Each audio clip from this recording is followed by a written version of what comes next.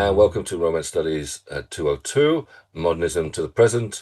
Today, I'm delighted, very pleased to be able to be here with Professor Bécquer Seguín, who is Professor in the Department of Modern Languages and Literatures, Professor of Iberian Studies in Johns Hopkins, and is the author, amongst other things, of a book called The Op-Ed Novel, A Literary History of Post-Franco Spain. Today, we are going to talk about this book, Javier Cercas' book translated as Soldiers of Salamis, Soldados de Salamina, one of the books that you talk about, I know, in the op-ed novel. Bécquer, if I may, thank you so much for your time and in advance for your thoughts. My first question is, how would you approach this book? So thanks so much, John, for inviting me to talk about this book and to speak with your students. So Soldados de Salamina is a really fascinating book, especially when you encounter it for the first time without knowing anything about where it comes from, what political context it partakes in, right? So when you open the book and when you start reading the book, you notice that it's divided into multiple sections and has a bunch of very kind of weird seeming long quotations in it. And so you can already notice just from the formatting that this is a very kind of eclectic, a generically eclectic book, right? It's a book that has, let's say, a non-fictional book within it, a small non-fictional book of, I don't know if it's around maybe 90 some pages, or even shorter than that, maybe even like 70 pages. It also produces verbatim an op-ed, right? A kind of newspaper op-ed in its first pages. And then it has kind of a front and back into it that seem to be narrated by the very author who has written the book. Yet we are, I mean, as maybe the book cover in Spanish is a little bit more revelatory of this, right? This was published in a narrative series of books. Colección Andanzas from Tusquets is a very famous literary series. And so what are we to do with all of these different genres that are mixing all together? And so when I approached this book for the first time, as someone who had practiced journalism back in high school and then continued to practice it in graduate school and up until the present day, what immediately caught my attention was that first extract, which is essentially an op-ed that is published verbatim in the text. And what's interesting about that is that it places journalism front and center in the book. And many people who have read this book kind of or I don't know if they avoid that question or they just don't really notice it all that often because, of course, many academics aren't themselves journalists, or many literary writers. We can talk about to what extent literary writers are journalists. I think there are many that are nowadays. But yeah, people don't really notice that this is a book that is framed by journalism. And then if you read the book itself, right, we get to meet this character named Javier Cercas, who shares the name of the person who authored the book and who published the book and who goes on book presentations in real life talking about the book. And this man named Javier Cercas is a journalist. And so he is kind of presented with this opportunity to write an op-ed. He initially was kind of pitched the idea of writing an op-ed about Antonio Machado, right, a famous kind of left-wing poet and figure of the early 20th century in Spain. But then he comes across another scene, let's say, of the Spanish Civil War that he finds much more interesting than Machado. Machado flees to France.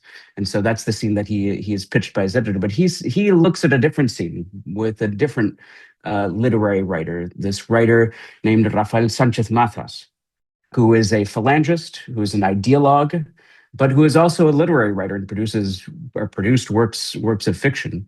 And he finds this scene much more interesting to him. And so he writes this op-ed about this particular scene.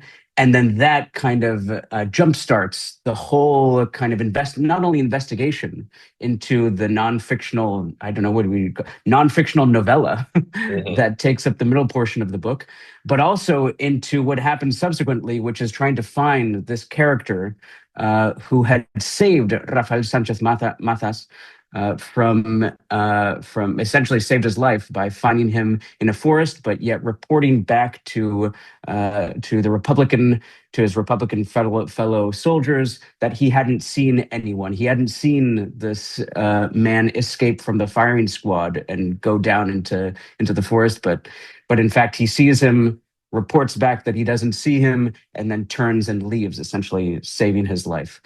And so what's interesting to me is it's this journalistic investigation uh, of a non-typical kind of journalism, right? We're talking about an op-ed, and so we're talking about, let's say, opinion journalism, which is different from kind of news journalism.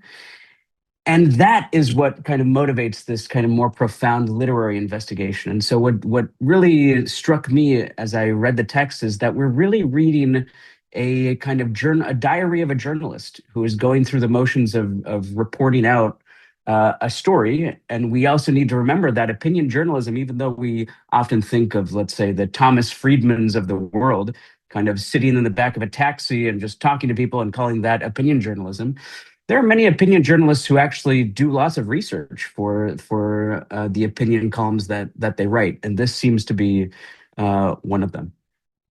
So there's lots. Thanks for this. There's lots in what you just said. I'm going to pick out, I think, two things and see which way we go with them. One is so this is a book which is in large part about writing. I think you'd agree, right? In other words, it shows the process of writing, or purports to. I think there's always a certain amount of doubt as to what we're telling, but it says a lot, right, about the process of writing. And so we get that same incident which you're talking about, which is the core of the book, the incident with Sanchez Mazas,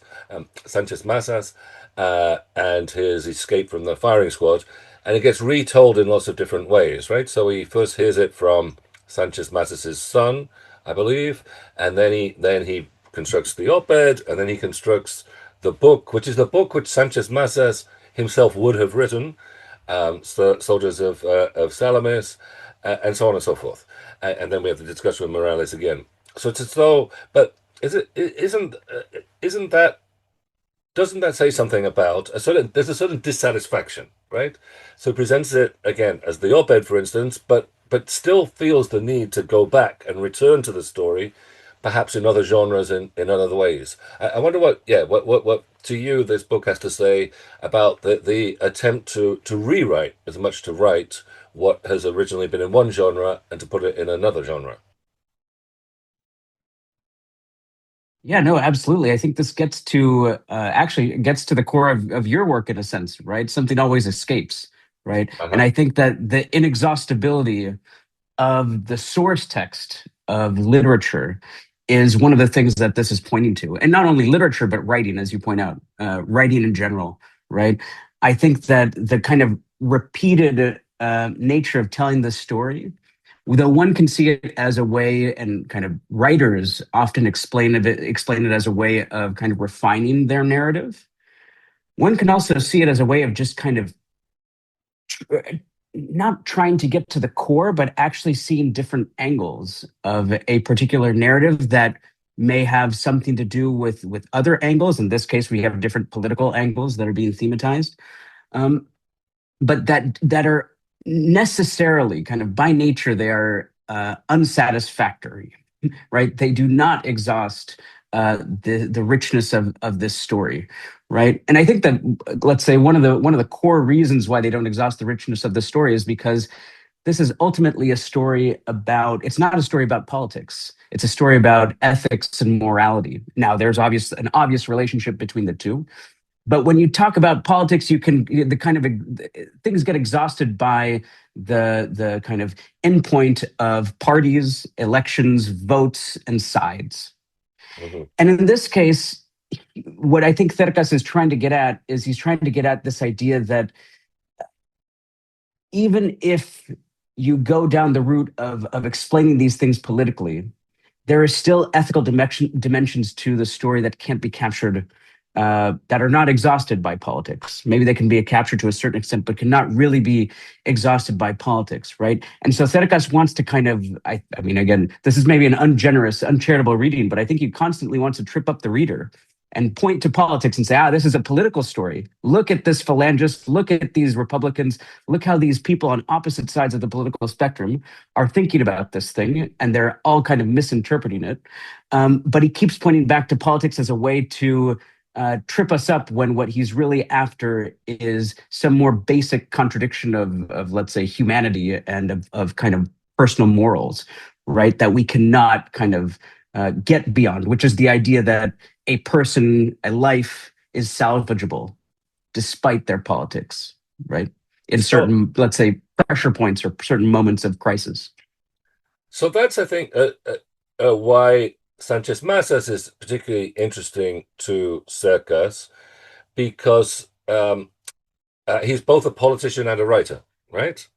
And so and as a politician, Cercas repeatedly tells us that he was responsible for, as one of the founding members of the Falange, as a propagandist of the Falange.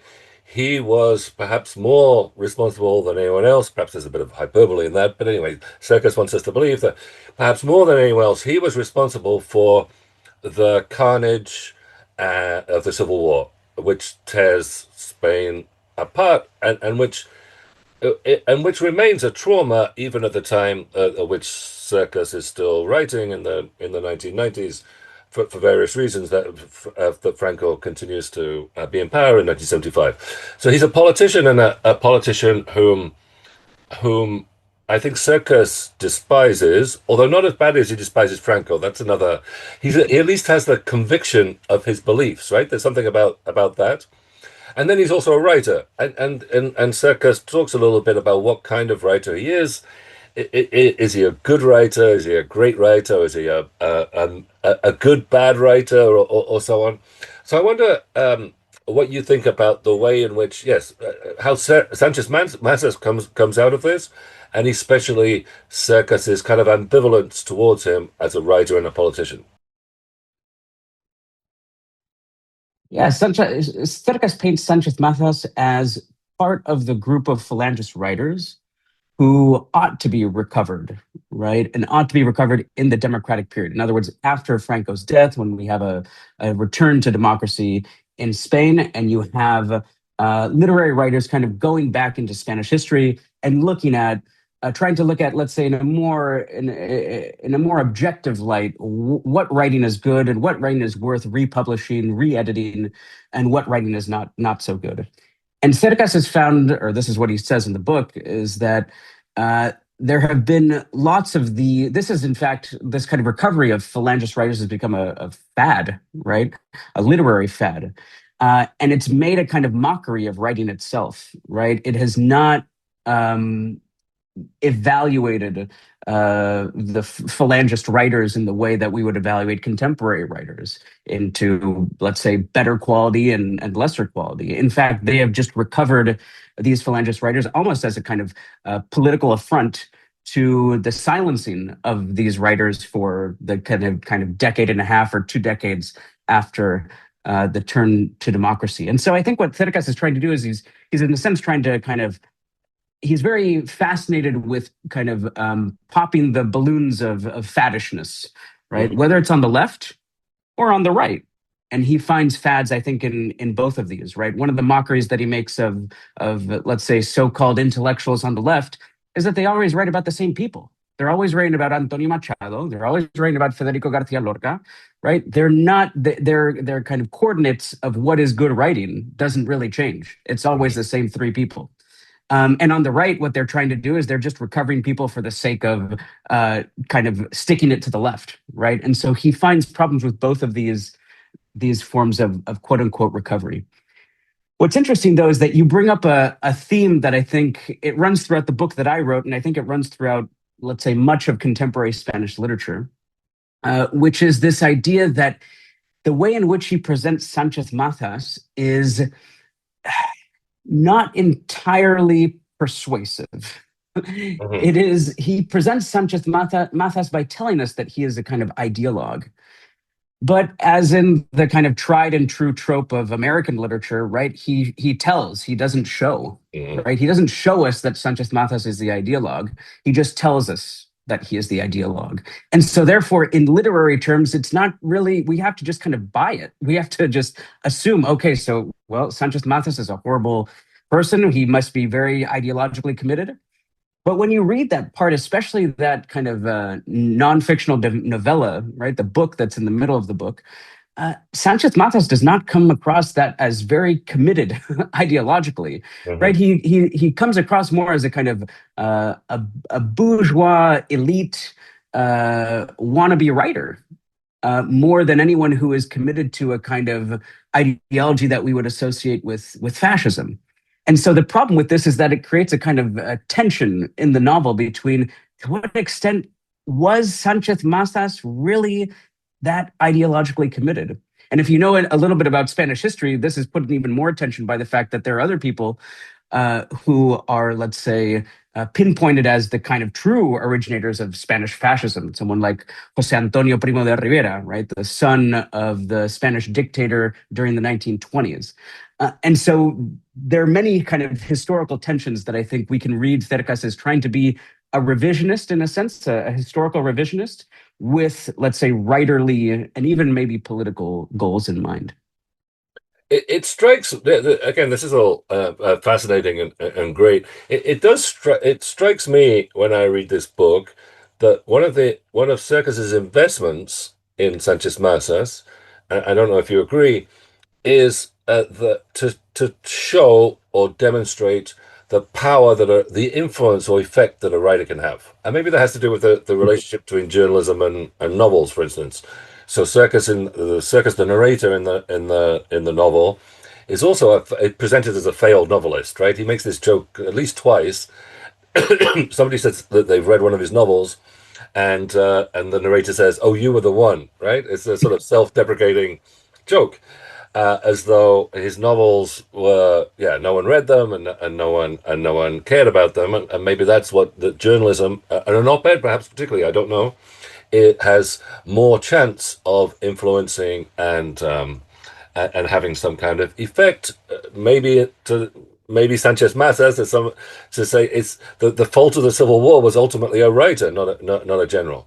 But I wonder what you might have to say about the effect of this particular book as well. This is, as I think you said, this is a bestseller. Almost immediately translated in various languages. Became a move. I think you may have said this in the book your book that I was reading earlier, rather than in our conversation. But you mentioned that it turned into a movie which won a bunch of Goyas, which is the Spanish equivalent of the Oscars. So I wonder what you'd say about the equivalent of the effect of or the impact of Soldiers of Salamis, Soldados de Salamina, in a context of the movement for historical memory, which we were talking about a little bit earlier before we started recording. Yeah, absolutely. This book has been massively influential. I mean, I think it's been influential in let's say in two ways. It's been influential, obviously, for the historical memory movement. This book came out in 2001 in Spanish, and basically in the year 2000, just essentially just months before the publication of this book, you had a group of Spanish citizens who, for the first time, decided to try to find and successfully found unmarked graves in Spain. Usually, these were basically people who had been murdered and left by the side of the road, and they were strewn across the Spanish countryside. Especially in small villages and towns far away from, let's say, the regional and national capitals. And so you had a group of kind of citizens who were just trying to find their parents or their grandparents or their great uncles or great aunts. And these people were caught on the wrong side of a civil war, were summarily executed, as hundreds of thousands of people were during the Spanish Civil War. And they had heard stories within their family about where these people might be. And so through kind of this kind of oral history that people did, mixed with, let's say, research in municipal libraries and municipal, let's say, ayuntamientos, right, city councils, where you can find documents and maps of what the old cities look, what the old towns look like, and where these people might have been left. People had started to find the remains of their loved ones, and so this really kicked off in the year 2000. But of course, in historiography, there had been a little bit. The historiography had anticipated this movement a little bit earlier. In 1996, there's a book by Paloma Aguilar, who is a Spanish historian who began writing about historical memory and began questioning the kind of official narratives that were coming out of the transition to democracy about what had happened during the Civil War and then the immediate aftermath. And so you have this big kind of civic movement that is bubbling up around this time, and this novel lands smack in the middle of it.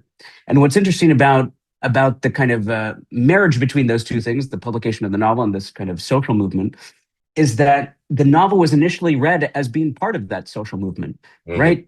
The novel ends with Cercas, with the help of Roberto Bolaño, finding Miralles, right? This Republican soldier who Cercas thinks was the soldier who essentially saved Sanchez Mazas's life by not reporting him to his colleagues.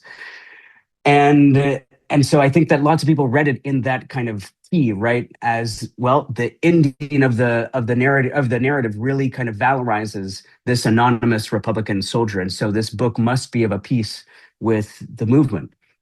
And so I think for many years it was. But then around let's say 10 years or so, or even maybe 8 or 9 years after its publication, people started to question that. And they started to question that because people were generating a more critical understanding, not of Spanish history, but rather of Spain's place and Spanish history's place within, let's say, broader European history and broader European movements for restitution and justice, right? And people started to question, well, why are all these phalangist writers actually being recovered? Who is the real protagonist of this novel? Is it Sanchez Mazas or is it Miralles? And they started to give a different reading of this vis-a-vis what was happening in, let's say, Germany or France, where you don't have this kind of widespread recovery of the literature of phalangist writers. In fact, they're kind of mostly untouched, right?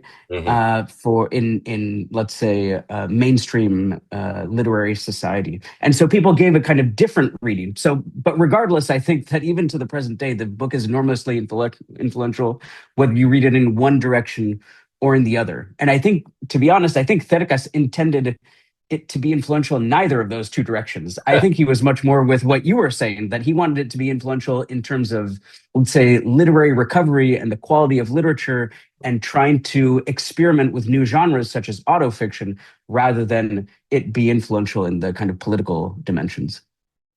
So we're almost out of time.